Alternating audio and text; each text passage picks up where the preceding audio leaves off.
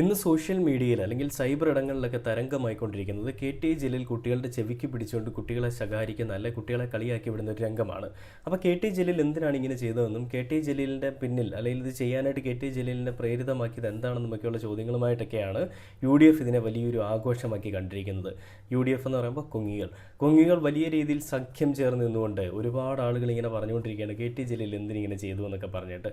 അപ്പോൾ അങ്ങനെ ഈ കെ.ടി. ജലീലിനെ വിമർശിച്ചുകൊണ്ടൊരു പേജിൽ നിന്നൊരു വീഡിയോ വന്നിട്ടുണ്ട്. ആ ഒരു വീഡിയോ ഞാൻ നിങ്ങളെ കാണിച്ചു തരാം. എന്താണ് അദ്ദേഹം അവിടെ ചെയ്തതെന്നൊരു വീഡിയോ ആണ്. അത് കണ്ടിട്ട് നമുക്ക് ബാക്കി വീഡിയോയിലേക്ക് വരാം. ടെൻഷനായാൽ സ്പെല്ലിംഗ് മിസ്റ്റേക്ക് വരാൻ പാടില്ല. എന്താണോ എനിക്ക് എഴുതാൻ പറ്റുമോ?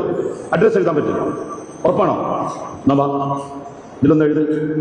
അഡ്രസ് എഴുതാൻ അറിയില്ല. എവിടോ അഡ്രസ് എഴുതാൻ അക്ഷരങ്ങൾ അറിയുമെങ്കിൽ അഡ്രസ് എഴുതാൻ എന്തുകൊണ്ട് അറിയില്ല? രവികുമാർ എന്നല്ല, രവികുലാർ എന്ന് എഴുതിക്കുന്നത്. എന്താ ഹിന്ദിയിൽ A+ കിട്ടിയിട്ടുള്ള കുട്ടികൾ ഒന്ന് സ്റ്റാൻഡപ്പ്. എവിടെ അത് കിട്ടിയില്ലേ? ഹിന്ദിയിൽ കിട്ടിയില്ല അല്ലേ? രക്ഷപ്പെട്ടു. വേറെ കുട്ടികൾ കമോൺ. കണ്ടില്ലേ ഈ ഒരു വിഷയം? ഈ ഒരു വീഡിയോ കാണുമ്പോൾ തന്നെ അത് കണ്ട തലച്ചോറുള്ള തലയിൽ ആൾതാമസമുള്ള ആളുകൾക്ക് കാര്യങ്ങൾ മനസ്സിലായി കാണും. അദ്ദേഹം അവിടെ എടുത്തു പറയുന്നത് എല്ലാവർക്കും വായിക്കാൻ അറിയാം, എല്ലാവർക്കും നല്ല ജ്ഞാനമുണ്ട്, പക്ഷേ എഴുതുന്നതിലാണ് ചില ആളുകൾക്ക് ബുദ്ധിമുട്ട്. അതൊന്നും എന്താണെന്ന് പറഞ്ഞ് മനസ്സിലാക്കി കൊടുക്കുക എന്നുള്ളൊരു കാര്യമാണ് അദ്ദേഹം അവിടെ ചെയ്തത്. അല്ലാതെ അവിടെയും ചെന്ന് ഇങ്ങനെ ഇളിഞ്ഞൊരു ചിരിച്ചിട്ട് പോന്നാൽ മതി എന്നായിരുന്നു നിങ്ങളെല്ലാവരും പറയുന്നതെങ്കിലും അതും അയാൾക്ക് ചെയ്യാൻ അറിയാം. ആ മക്കളെ കെ.ടി. ജലീൽ എന്ന് പറയുന്നൊരു മനുഷ്യൻ ഇടതുപക്ഷം എന്ന് പറയുന്നൊരു പ്രസ്ഥാനത്തിലേക്ക് വരുന്നതിന് മുൻപ് അയാൾ ചെയ്തുകൊണ്ടിരുന്നൊരു പരിപാടി ഉണ്ടായിരുന്നു.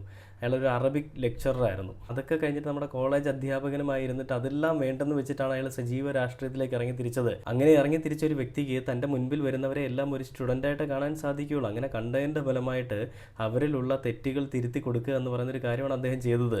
എന്നാൽ അതിനെയും ഒരുമാതിരി രാഷ്ട്രീയവൽക്കരിച്ചുകൊണ്ട് വിമർശനാത്മകമായിട്ടുള്ള രീതിയിലേക്ക് കുറേ കഥകൾ മെനഞ്ഞിറക്കിക്കൊണ്ട് കൊങ്ങികൾ കളിച്ച ഈ ഒരു ക്യാപ്സികളും അല്ലെ കൊങ്ങികളുടെ ഈ ഒരു കളിയും അടപടലം മൂഞ്ചിരിക്കുകയാണെന്നുള്ളൊരു കാര്യത്തിൽ ഒരു സംശയവും വേണ്ട.